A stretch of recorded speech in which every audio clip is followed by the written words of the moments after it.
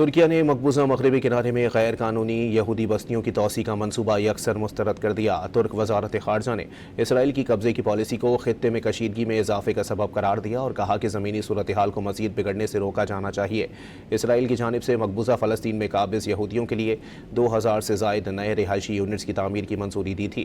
بین الاقوامی قوانین کے تحت مقبوضہ فلسطینی علاقوں میں اسرائیلی بستیاں غیر قانونی سمجھی جاتی ہیں۔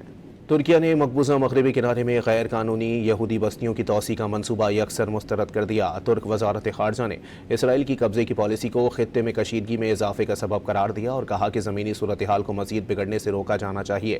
اسرائیل کی جانب سے مقبوضہ فلسطین میں قابض یہودیوں کے لیے 2000 سے زائد نئے رہائشی یونٹس کی تعمیر کی منظوری دی تھی۔ بین الاقوامی قوانین کے تحت مقبوضہ فلسطینی علاقوں میں اسرائیلی بستیاں غیر قانونی سمجھی جاتی ہیں۔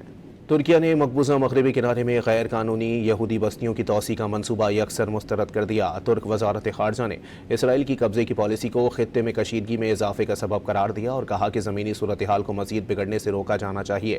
اسرائیل کی جانب سے مقبوضہ فلسطین میں قابض یہودیوں کے لیے 2000 سے زائد نئے رہائشی یونٹس کی تعمیر کی منظوری دی تھی۔ بین الاقوامی قوانین کے تحت مقبوضہ فلسطینی علاقوں میں اسرائیلی بستیاں غیر قانونی سمجھی جاتی ہیں۔